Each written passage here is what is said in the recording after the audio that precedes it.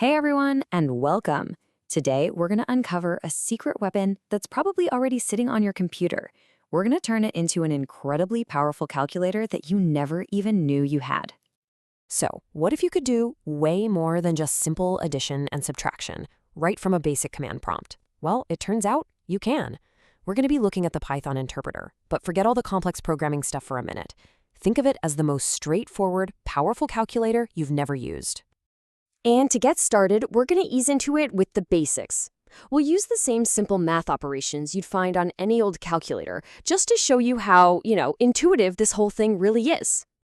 Okay, so when you open up the Python interpreter, you're going to see these three little arrows. That's your prompt. It's basically Python saying, okay, I'm ready. What do you want me to calculate? And all you have to do is type your math problem right after it, like this classic, 2 plus 2. Then just hit enter. And boom, just like that, Python spits out the answer. You notice how there's no equals button or anything? It just figures out what you wrote and prints the result right away. It's just so clean and simple. All right, let's try something a little more interesting. What do you think is going to happen here? Is it going to do 50 minus 5 first, or will it do 5 times 6? Well, the really cool thing is, Python already knows the order of operations. It's smart enough to handle the multiplication before it does the subtraction, just like you learned back in math class.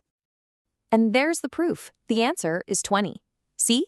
It correctly calculated 5 times 6 to get 30, and then it subtracted that from 50. This is so important because it means you can trust Python to follow the rules of math without you even thinking about it. But what if you want to take control of that order? Well, just like in regular math, you can use parentheses to group things together. So here, we're telling Python, hey, solve everything inside the parentheses first, which we already know is 20, and then take that result and divide it by 4. And this brings up another really key point. Did you notice the answer isn't just 5, it's 5.0? Whenever you use that single slash for division in Python, it's always going to give you back what's called a float, basically a number with a decimal point. It does this even for whole numbers just to make sure you always get the most precise answer possible. Okay, let's level up. In this next section, we're going to move beyond the basic 4 operations and explore some of the more specialized and honestly way more powerful things Python can do with numbers. So we just saw that the single slash gives you that super precise decimal answer.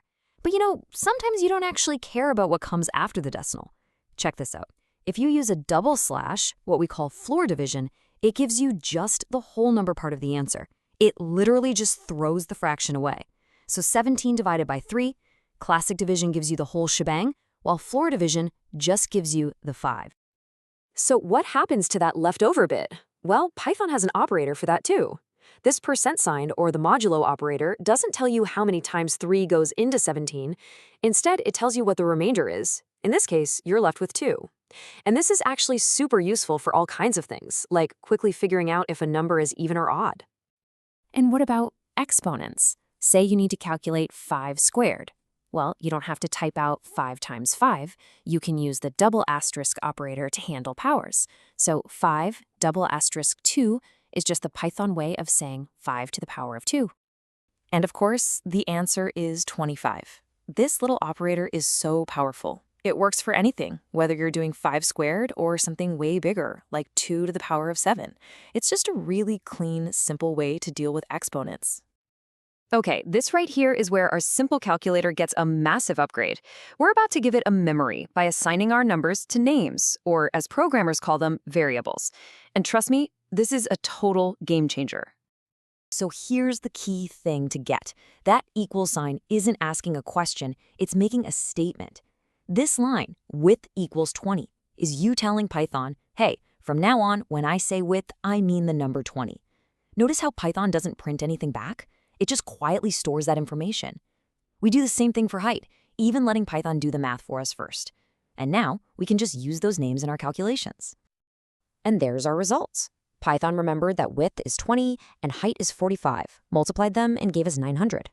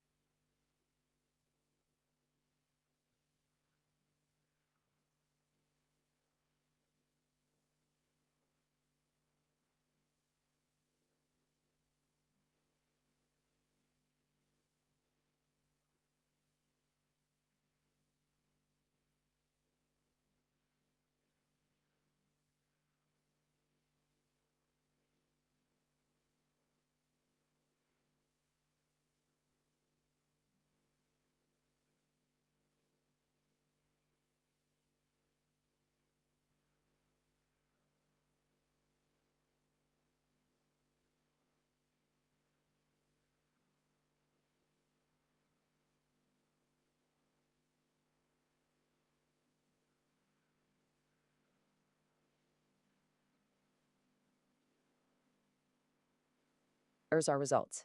Python remembered that width is 20 and height is 45, multiplied them, and gave us 900. I mean, just imagine how useful this is for complicated formulas where you have to use the same number over and over again. You just give it a name one time, and you're set.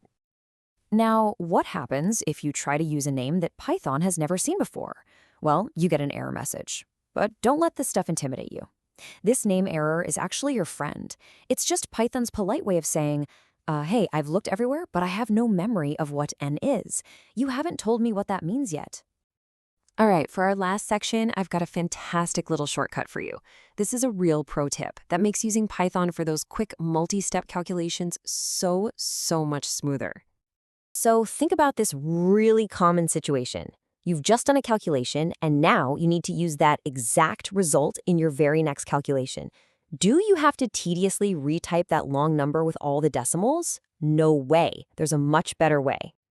Let's look at a real-world example, like calculating tax. We set up our tax rate and our price, we multiply them to find the tax amount, and Python prints out the result, 12.5625. Now, to get the final total, we need to add that tax to the original price. But instead of retyping it, we can use this special variable, the underscore. The underscore is like a magic placeholder that always holds the value of the last thing Python printed.